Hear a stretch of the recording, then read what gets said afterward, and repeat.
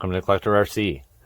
Okay, so we have another episode towards the big push of the 24s. This one's going to be a little bit different because, it's going to be another talking. A majority of these will be talking, just kind of giving you guys some helpful tips on, especially if you're new to the 24 world, you're thinking about purchasing one or just recently purchased one and not knowing where to go, what direction to go with how you want to upgrade it, if you want to upgrade it, and that kind of stuff. So this one, because we've made it to episode, I believe, 5. So basically what we're going to do from where we're at now, some of the things we talked about, we're also going to, in this one, we're going to talk about some of the things that we didn't talk about that you probably don't need to buy. Items that are a little bit more towards the overall aesthetic or the overall appeal more than the actual performance upgrades that it'll give you. Now, granted, things give you weight, so you can count that as a performance, but with the exception of that, we'll eliminate that as being even a possibility. So don't count the weight as a factor. Basically, do certain items provide you more benefit by putting them on? You know, in comparison, like upgrading a servo gives you more strength, more torque, a little more speed in your turning. You know, upgrading your motors or upgrading your tires or upgrading your, certain other items like, so your steering links, your actual links, adding certain things like the extensions and that kind of stuff. So real quick, it's not gonna be a long video because there's actually only a few things that we kind of put on the list of just not things you need to buy. And you'll be shocked, I believe, on a few of these. Number 1, right away, here's the shocker. The aluminum axles. They are amazing. They look great. They seem to they give you some durability. But overall, being that they're $45 to anywhere between $40 and $55 depending, maybe more expensive, but a piece. You're almost paying for what you paid for the car, and it's for the cost and evaluation of what it does and what it can benefit, not worth it. And I know quite a few people may not agree with that, but here's how we look at that. So you gotta imagine, so you buy both of them, right? You're spending, we'll just round it up to $100 because you're pretty much spending that much getting them. So anywhere between $90 to $100. So $100. Now, how much, like, that is probably the most expensive. That is the most expensive part, besides maybe a motor and that kind of stuff later down the line. But it's definitely going to be one of the most expensive hardware parts that's non-electronic that you're going to put in your car if you do it. But what is it giving you if you do that? Yeah, it gives you great looks, gives you some durability, but overall isn't a necessity. It does provide, again, we're not going to go about the weight, but it does provide an equilibrium on that distribution of weight, but it's not going to benefit. It's not going to make your vehicle drive stronger. If anything, it's going to be a little bit of a hinder because remember, there's a limit on weight as well. So it's going to be one of your big focal points if you end up putting it on there of your weight. It is low, so that does help, but it's not enough for the cost and for what it's going to provide for you. You can get just as strong steering links combination with the stock plastic axles and as far as weight, there's many other areas of weight you can evenly distribute. Also, climbing over, say if you're doing more of the rock habitat and you're just climbing over more sharper rocks like slate and those kind of items, you'll notice you'll get a lot of scraping if you don't have, or even if you have the skid plates, you'll still get a lot of scraping in there. So it's the reason why we don't have them on our recommendations, because ultimately it's just not an item it's not an item you need to lean towards. It's not a necessity. It's not going to give you mass improvement, especially for its cost. So I know it's kind of a shocker, but that is one of the items. Another one, and this one, not a lot of people do, but I think they do just to overall get the full-on metal effect. What we're going to talk about on this one,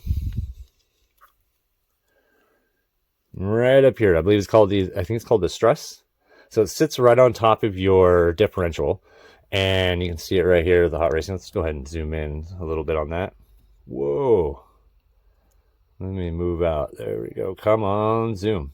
Okay, you see it right there, the hot racing. Okay, let's get out of there. So that's another item. It's a cheap item, but it provides you basically hardly any weight at all. They do offer for the front, and then the back. The front is obviously not the same because you have your servo mount there. So that is an item that you definitely don't need to get. Don't worry about it. It's not something you necessarily need. Again, it's more of a durability thing, and more for show when you're kind of showing all your metal parts. And it's one of those things that nobody will even know unless you tell them. Most people don't even notice that those, that you can upgrade those. So it's, one of the areas that you can save money and not go into it all. So that goes into another area. Now, here's the deal.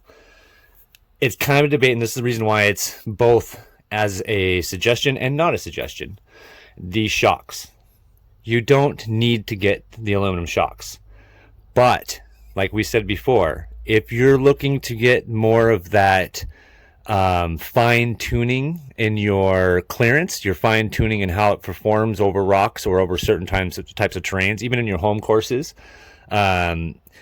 you want the ability to be able to adjust them and put tension on your shocks. But if you're just there to have fun with it and you're not really looking for the minute technical things that go into your crawling, you're just looking to have a small crawler that performs well, you can stick with the stock shocks and literally just upgrade your springs, or kind of give yourself a variety of tension on your springs. So that way you have a soft spring, medium spring, and then a heavy spring, a heavy weighted. So that is another area. So that's why the shocks kind of are on the both. Something you don't need to get, but also something that if you're looking to fine tune, it is something you want to go ahead and get, because that fine tuning ability that you'll get out of it with the adjusting. Because you can still do the shock mounts with the stock, and then you can place your shocks based on that as well. So you can change your locations. One of the other things that is not a necessity, not something that you need to get right away. In fact, we just literally did it because I thought they were cool looking. All right. The carbon fiber chassis. It is cool. It's lightweight. It's durable. It's all that kind of stuff, and so is the metal original chassis. It's not something that you need to do. It's not going to give you a performance upgrade. It's a lot more for show. It doesn't give you more mounting areas of any kind. It's the same mounting areas you'd get in your stock. It just gives you I would say, I can't even say durability, because your carbon fiber and then the metal stock, for how small these are, kind of give you it's about the same. But it does eliminate some of the weight if you're trying to put weight elsewhere. So that is a plus. It also takes away any chances if you're in like a lot of wet areas, takes any chances away of rusting or, scraping, that kind of stuff. If you're in that type of area, the longevity is a plus, but is not something you need to get. It is not something we have on our recommendation side. Items I would say too is the transmission, the metal casing for the transmission, both of them. There's actually two separate ones. So you can see in here, you see the red in there. Great. It gives you some little bit more protection, that kind of stuff. But other than that, it's not something you need, because you'll get the same amount of protection with the plastic. So it's more of a show, kind of finalizing that all metal look, type of thing. But it's not something that is, again, not on a recommendation side. So those are just a few of the items that we don't necessarily recommend. Not to say that you shouldn't do it, because to each their own. And obviously we have them. Yeah, so when we started the original series with the free upgrades to store-bought upgrades, then after that we moved on to the comeback series. Because there was such a plethora of parts available all of a sudden, we decided that doing that, we'd focus with the Jeep and then try to put on every single part we possibly could get. And that's why we have all the parts and why we have some of the items that we don't even recommend. But we needed to know that, right? So how we know not to recommend them, at least as far as our opinions, if we didn't actually test them out. So a couple items that we obviously haven't done yet, which I just actually realized, is that we don't have the front mount. So that'll be an item we got.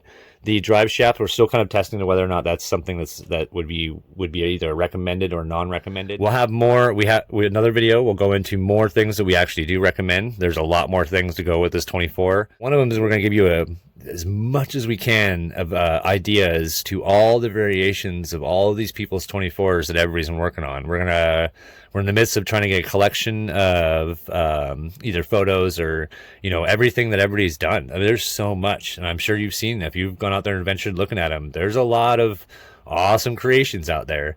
So it's more for us to kind of give you an idea of what people have done. Oh, yeah, we got tons of stuff. I got event footage, videos. I've got all sorts of cool stuff that I got to go through and edit and show you guys. So so yeah, if you want to continue to keep following and you like what you're seeing, go ahead and hit that like button. That'd be awesome.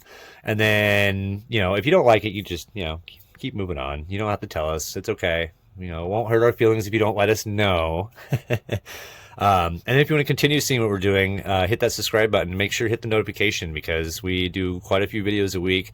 We typically stay around 3 videos, but we occasionally go through these spurts where sometimes we'll do 2 videos in a day, or a video every day for 2 weeks straight, or all sorts of weird things, because we have so much content to show. All right. So thanks for watching, and talk to you guys next time. Bye.